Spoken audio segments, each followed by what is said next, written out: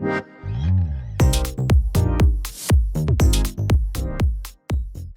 guys, this is Tia Bryan for City Schools TV on a new web series we're calling The New School, coming to you guys from my home during quarantine, maintaining my social distance. But I want to get the perspective and thoughts from our community and how they're dealing with everything. Right now, I'm joined by Luanda Johnson, a social worker who works closely with our citywide programs throughout the district. So can you just tell me a little bit about your role as a social worker for Baltimore City Public Schools and what exactly it is that you do?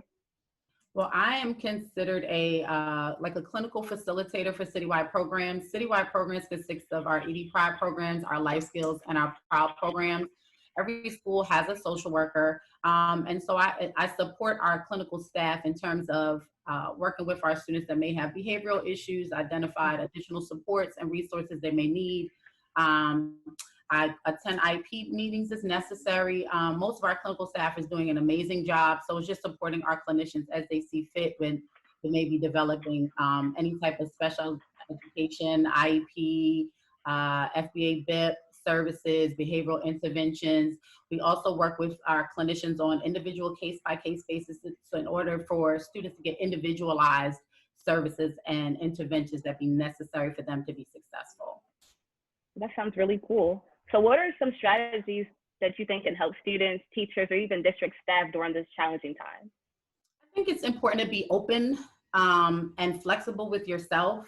The most organized and in control person right now could be not okay.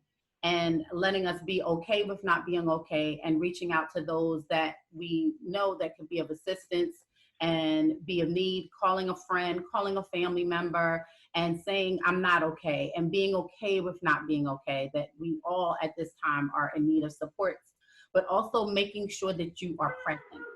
And there's different ways to be present. It could be wiggling your toes in the grass. It could be going out and getting wind on your face. It could be a meditation moment. It could be dance. It could be sing, but be present in what is going on right now in order to not lose yourself during this time.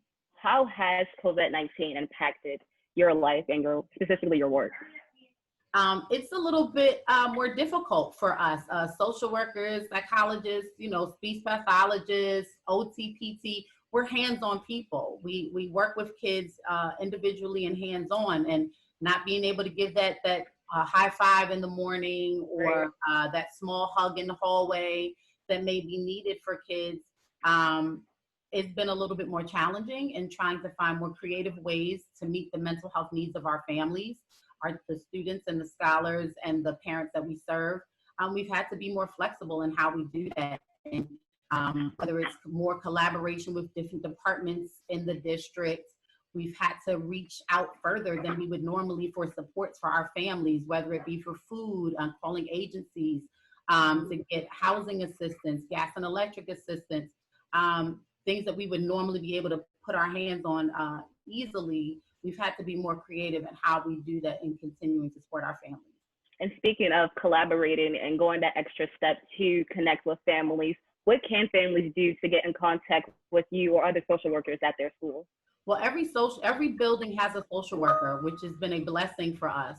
And what they can do is they can call their school, and they will be able to be connected with the social worker for their building through their principal, the administrators who answer the calls at the school.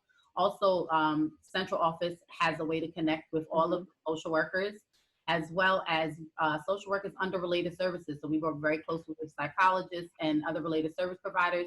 You can also call the main headquarters again and ask for related services. That's where the supervisors all sit and are able to get you connected to your specific school social worker.